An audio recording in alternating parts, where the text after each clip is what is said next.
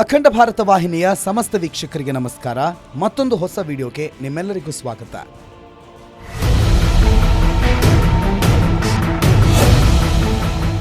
ಭಾರತ ಪಾಕಿಸ್ತಾನದ ನಡುವೆ ಯುದ್ಧ ಬಹುತೇಕ ಫಿಕ್ಸ್ ಎನ್ನಲಾಗ್ತಿದೆ.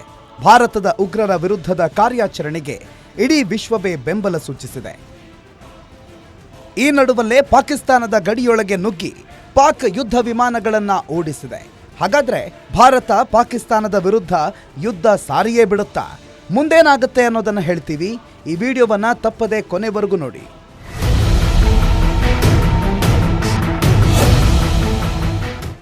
ನಿಮ್ಮ ನೆಚ್ಚಿನ ಅಖಂಡ ಭಾರತ ವಾಹಿನಿಯನ್ನ ಸಬ್ಸ್ಕ್ರೈಬ್ ಮಾಡಿ. ವಿಡಿಯೋವನ್ನ ಮೊದಲು ನೋಡಲು ಬೆಲ್ ಐಕನ್ ಕ್ಲಿಕ್ ಮಾಡಿ. ವಿಡಿಯೋವನ್ನ ಇತರರಿಗೆ ಶೇರ್ ಮಾಡೋದನ್ನ ಮಾತ್ರ ಮರಿಬೇಡಿ. ವಿಶ್ವಗುರುವಾಗುವತ್ತ ಹೆಜ್ಜೆ ಇರಿಸಿರುವ ಭಾರತಕ್ಕೆ ಅಮೆರಿಕ, ರಷ್ಯಾದಂತಹ ಬಲಿಷ್ಠ ದೇಶಗಳೇ ಭಯ ಪಡ್ತಿವೆ. ಆದರೆ ಊಟಕ್ಕೂ ಗತಿ ಇಲ್ಲದ ಪಾಕಿಸ್ತಾನ ಕಾಲು ಕೆರೆದುಕೊಂಡು ಭಾರತದ ಮೇಲೆ ಬೀಳುತ್ತಿದೆ. ಪಹಲ್ಗಾಮ್ನಲ್ಲಿ ಉಗ್ರರ ದಾಳಿಯ ಹಿಂದೆ ಪಾಕಿಸ್ತಾನದ ಕೈವಾಡ ಇದೆ ಅನ್ನೋದು ಖಚಿತವಾಗಿದೆ. ಪಹಲ್ಗಾಮ್ ದಾಳಿಯ ಬೆನ್ನಲ್ಲೇ ಪಾಕಿಸ್ತಾನದ ಗಡಿಯಲ್ಲಿ ಕುತಂತ್ರ ನಡೀತಿದೆ. ಆದರೆ ಈಗ ಭಾರತ ಪಾಕಿಸ್ತಾನಕ್ಕೆ ಸರಿಯಾಗಿಯೇ ಪಾಠ ಕಲಿಸಿದೆ. ಭಾರತದ ಯುದ್ಧ ವಿಮಾನಗಳನ್ನು ನೋಡಿ ಪಾಕಿಸ್ತಾನ ಓಡುವ ಸ್ಥಿತಿ ಬಂದೊದಗಿದೆ. ಪಾಕಿಸ್ತಾನದ ಪ್ರಧಾನಿ ಈಗಾಗಲೇ ತನ್ನ ಸೇನೆ ಭಾರತದ ವಿರುದ್ಧ ಯುದ್ಧ ಸಾರೋದಕ್ಕೆ ಗ್ರೀನ್ ಸಿಗ್ನಲ್ ಕೊಟ್ಟಿದೆ. ಇದೇ ಕಾರಣದಿಂದಲೇ ಪಾಕ್ ಸೈನಿಕರು ಯುದ್ಧ ವಿಮಾನಗಳನ್ನು ಎಲ್ಒಸಿಗೆ ನುಗ್ಗಿಸೋದಕ್ಕೆ ಮುಂದಾಗಿದ್ದಾರೆ. ಆದರೆ ಇದೇ ಹೊತ್ತಲ್ಲೇ ಪರೀಕ್ಷಾರ್ಥ ಹಾರಾಟ ನಡೆಸುತ್ತಿದ್ದ ಭಾರತದ ರಫೇಲ್ ಯುದ್ಧ ವಿಮಾನಗಳು ಪಾಕ್ ಯುದ್ಧ ವಿಮಾನಗಳನ್ನು ಸುತ್ತುವರೆದಿದೆ.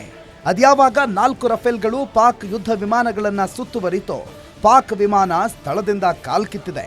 ಆದರೆ ಈ ಘಟನೆಯ ಬೆನ್ನಲ್ಲೇ ಪಾಕಿಸ್ತಾನ ಭಾರತದ ವಿರುದ್ಧ ಅಪಪ್ರಚಾರ ನಡೆಸುತ್ತಿದೆ.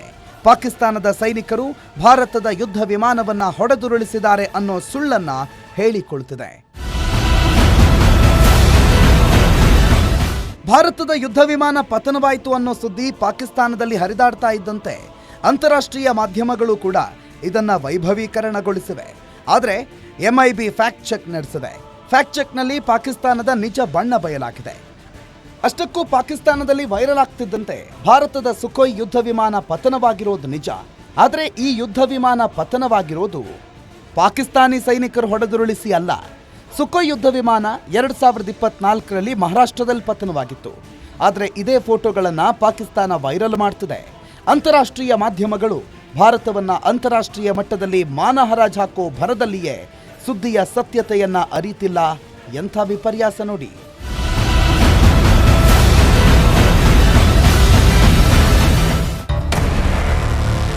ಪಾಕ್ ಯುದ್ಧ ವಿಮಾನ ಹಾರಿಸೋದಕ್ಕೆ ಬೇಕು ಅಮೆರಿಕಾದ ಅನುಮತಿ. ಪಾಕಿಸ್ತಾನಕ್ಕೆ ಸದ್ಯ ತಿನ್ನೋದಕ್ಕೆ ಗತಿ ಇಲ್ಲ. ಆದರೂ ಕೂಡ ಭಾರತದ ವಿರುದ್ಧ ಪ್ರತೀಕಾರದ ಮಾತನಾಡ್ತಿದೆ. ದುರಂತ ಏನು ಗೊತ್ತಾ? ಪಾಕಿಸ್ತಾನ ಈಗಾಗಲೇ ಅಮೆರಿಕ, ಚೀನಾದಿಂದ ಯುದ್ಧ ವಿಮಾನಗಳನ್ನು ಖರೀದಿ ಮಾಡಿದೆ. ಆದರೆ ಭಾರತದ ವಿರುದ್ಧ ಅಮೆರಿಕ ಅನುಮತಿ ಇಲ್ಲದೆ ತನ್ನ ಬಳಿ ಇರುವ ವಿಮಾನಗಳನ್ನು ಹಾರಾಡಿಸುವಂತಿಲ್ಲ. ಪಾಕಿಸ್ತಾನ ಭಾರತದ ಗಡಿಯಲ್ಲಿ ಅಮೆರಿಕ ನಿರ್ಮಾಣ ಮಾಡಿರುವ F-16 ಯುದ್ಧ ವಿಮಾನಗಳನ್ನು ಹಾರಾಟ ನಡೆಸುತ್ತಿದೆ.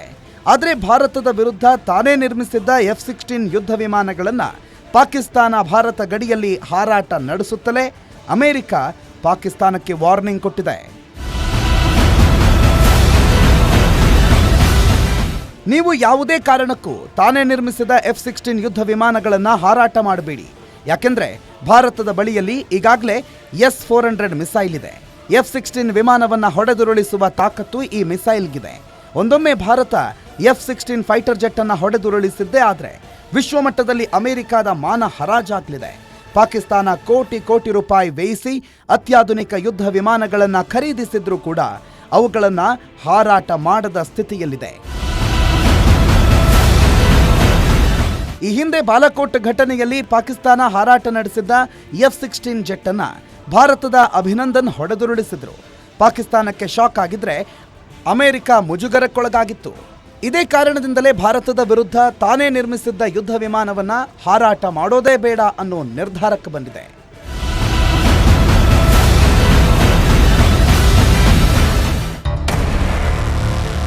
ವಿಶ್ವಸಂಸ್ಥೆಯ ಮುಂದೆ ಸುಳ್ಳು ಹೇಳ್ತಾ ಪಾಕಿಸ್ತಾನಿ ಉಗ್ರರನ್ನ ಪೋಷಣೆ ಮಾಡ್ತಿದೆ. ಇದೀಗ ಭಾರತದ ಮೇಲೆ ಉಗ್ರರ ದಾಳಿಯ ಹಿಂದೆಯೂ ಪಾಕಿಸ್ತಾನದ ಕೈವಾಡವೇ ಇದೆ. ಆದರೂ ಕೂಡ ಅಂತಾರಾಷ್ಟ್ರೀಯ ಮಟ್ಟದಲ್ಲಿ ಭಾರತದ ಮೇಲೆ ಗೂಬೆ ಕೂರಿಸೋ ಕಾರ್ಯವನ್ನ ನಡೆಸುತ್ತಿದೆ. ಪಹಲ್ಗಾಮ್ನಲ್ಲಿ ನಡೆದಿದ್ದ ದಾಳಿಗೆ ಭಾರತ ಯಾವುದೇ ಕ್ಷಣದಲ್ಲಿಯೂ ಪ್ರತೀಕಾರ ತೀರಿಸಿಕೊಳ್ಳುವ ಸಾಧ್ಯತೆ ಇದೆ. ಇದೇ ಕಾರಣದಿಂದಲೇ ವಿಶ್ವಸಂಸ್ಥೆಯಲ್ಲಿ ಭಾರತ ತನ್ನ ವಿರುದ್ಧ ದಾಳಿ ನಡೆಸಬಾರದು. ಪಹಲ್ಗಾಮ್ ದಾಳಿಯ ಹಿಂದೆ ತಮ್ಮದೇನೂ ಕೈವಾಡ ಇಲ್ಲ. ಉಗ್ರರನ್ನ ನಾವು ಸಲಹುತ್ತಿಲ್ಲ. ಭಾರತ ಉಗ್ರ ದಾಳಿಯ ಹೆಸರಿನಲ್ಲಿ ತಮ್ಮ ಮೇಲೆ ದಾಳಿಗೆ ಮುಂದಾಗಿದೆ. ಯಾವುದೇ ಕಾರಣಕ್ಕೂ ಭಾರತ ಪಾಕಿಸ್ತಾನದ ಮೇಲೆ ದಾಳಿ ನಡೆಸಬಾರದು.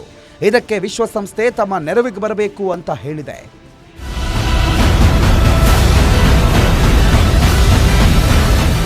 ಪಾಕಿಸ್ತಾನ ವಿಶ್ವಸಂಸ್ಥೆಗೆ ಬಾರದ ವಿರುದ್ಧ ಚಾಡಿ ಹೇಳಿದ ನಂತರದಲ್ಲಿ ವಿಶ್ವಸಂಸ್ಥೆಗೆ ಕಾರ್ಯದರ್ಶಿಗಳು ಭಾರತವನ್ನ ಸಂಪರ್ಕ ಮಾಡಿದ್ದು, ಭಾರತ ಪಾಕಿಸ್ತಾನ ನಡೆಸುತ್ತಿರುವ ಕುತಂತ್ರವನ್ನ ಎಳೆಯಾಗಿ ಬಿಚ್ಚಿಟ್ಟಿದೆ. ಪಾಕಿಸ್ತಾನ ಯಾವ ರೀತಿಯಲ್ಲಿ ಉಗ್ರರನ್ನ ಸಲಹುತ್ತಿದೆ, ನಮ್ಮದು ಉಗ್ರರ ವಿರುದ್ಧದ ಹೋರಾಟ ಅನ್ನೋದನ್ನ ಭಾರತ ವಿಶ್ವಸಂಸ್ಥೆಗೆ ಮನವರಿಕೆ ಮಾಡಿದೆ. ಈ ಹಿಂದೆಯೇ ಭಾರತದ ವಿರುದ್ಧ ಯುದ್ಧ ಸಾರಿದ್ದ ಪಾಕಿಸ್ತಾನ ಸರಿಯಾಗಿಯೇ ಪೆಟ್ಟು ತಿಂದಿತ್ತು. ಆದರೆ ಈಗ ಮತ್ತದೇ ಕಾರ್ಯಕ್ಕೆ ಮುಂದಾಗಿದೆ.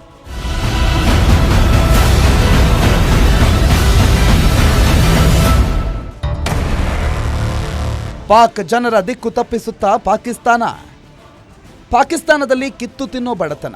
ಭಾರತ ಸಿಂಧೂ ನದಿಯ ನೀರನ್ನ ಬಂದ್ ಮಾಡಿದ ಬೆನ್ನಲ್ಲೇ ಇದೀಗ ಪಾಕಿಸ್ತಾನ ಇನ್ನಷ್ಟು ಸಂಕಷ್ಟಕ್ಕೆ ಸಿಲುಕಿದೆ. ಜೊತೆಗೆ ಭಾರತದ ವಿರುದ್ಧ ಯುದ್ಧ ಘೋಷಣೆ ಮಾಡಿದೆ. ಆರ್ಥಿಕವಾಗಿ ಅದನ್ನು ನಿಭಾಯಿಸುವ ಶಕ್ತಿಯೂ ಪಾಕಿಸ್ತಾನಕ್ಕಿಲ್ಲ. ಚೀನಾ ಹೊರತುಪಡಿಸಿ ಉಳಿದ ವಿಶ್ವದ ಯಾವುದೇ ರಾಷ್ಟ್ರಗಳು ಕೂಡ ಪಾಕಿಸ್ತಾನದ ನೆರವಿಗೆ ಧಾವಿಸೋದು ಅಸಾಧ್ಯ. ಭಾರತದಲ್ಲಿ ಉಗ್ರರ ದಾಳಿ ನಡೆಸಿದ್ರೆ ಭಾರತ LOC ಭಾಗದಲ್ಲಿ ದಾಳಿ ನಡೆಸುತ್ತೆ. ಆಗ ಜನರು ತನ್ನ ನೆರವಿಗೆ ಬರ್ತಾರೆ ಅನ್ನೋ ನಿರೀಕ್ಷೆಯಲ್ಲಿ ಪಾಕಿಸ್ತಾನ ಇತ್ತು. ಆದರೆ ಭಾರತ ಹಾಗೆ ಮಾಡಿಲ್ಲ. ಇದೇ ಕಾರಣದಿಂದಲೇ ಭಾರತದ ಮೇಲೆ ದಾಳಿ ನಡೆಸದೇ ಇದ್ರೂ ಕೂಡ ಸುಳ್ಳು ಸುದ್ದಿಗಳನ್ನು ಹರಡುತ್ತಿದೆ. ಆದರೆ ಈಗ ಪಾಕಿಸ್ತಾನದ ಜನರೇ ಪಾಕ್ ಸರ್ಕಾರದ ವಿರುದ್ಧ ಸಿಡಿದೆದ್ದಿದ್ದಾರೆ.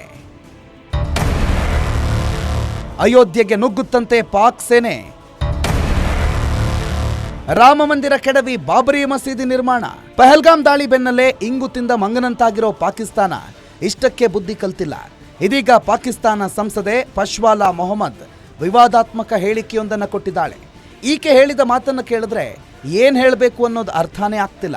ಪಾಕಿಸ್ತಾನ ಎಂಥ ಹಗಲು ಕನಸು ಕಾಣ್ತಾ ಇದೆ ಅಂದ್ರೆ, ಭಾರತದ ಅದರಲ್ಲೂ ಹಿಂದುತ್ವದ ಫೈರ್ ಬ್ರ್ಯಾಂಡ್ ನಾಯಕ ಯೋಗಿ ಆದಿತ್ಯನಾಥ್ ಸುಪರ್ದಿಯಲ್ಲಿರುವ ಅಯೋಧ್ಯೆಯ ರಾಮ ಮಂದಿರಕ್ಕೆ ಪಾಕಿಸ್ತಾನದ ಸೈನಿಕರು ನುಗ್ತಾರಂತೆ. ಅಷ್ಟೇ ಅಲ್ಲ, ರಾಮ ಮಂದಿರ ಕೆಡವಿ ಅಲ್ಲಿ ಬಾಬರಿ ಮಸೀದಿ ನಿರ್ಮಾಣ ಮಾಡ್ತಾರಂತೆ. ಈ ಮಸೀದಿಯಲ್ಲಿ ಪಾಕಿಸ್ತಾನದ ಸೇನಾ ಮುಖ್ಯಸ್ಥನೇ ಮೊದಲು ಆಜಾನ್ ಕೂಗ್ತಾನಂತೆ. ಈ ಮೂರ್ಖ ಸಂಸದೆಗೆ ಏನ್ ಹೇಳಬೇಕು ನೀವೇ ಹೇಳಿ. ಪಾಕಿಸ್ತಾನ ಭಾರತದ ವಿರುದ್ಧ ಯುದ್ಧ ಸಾರಿ ಗೆಲ್ಲೋದಕ್ಕೆ ಸಾಧ್ಯವೇ ಇಲ್ಲ. ಇಡೀ ವಿಶ್ವವೇ ಒಂದಾಗಿ ನಿಂತರೂ ಕೂಡ ಹಿಂದೂ ಸರ್ಕಾರ ಭಾರತದಲ್ಲಿ ಸುಭದ್ರವಾಗಿ ಇರುವವರೆಗೆ ಭಾರತವನ್ನು ಅಲುಗಾಡಿಸೋದಕ್ಕೆ ಸಾಧ್ಯವೇ ಇಲ್ಲ. ಮತ್ತೊಂದು ವಿಡಿಯೋದ ಜೊತೆಗೆ ಮತ್ತೆ ನಿಮ್ಮ ಮುಂದೆ ಹಾಜರಾಗ್ತೀವಿ. ಅಲ್ಲಿವರೆಗೂ ನೋಡ್ತಾ ಇರಿ ಅಖಂಡ ಭಾರತ, ಸನಾತನ ಯುಗ ಆರಂಭ.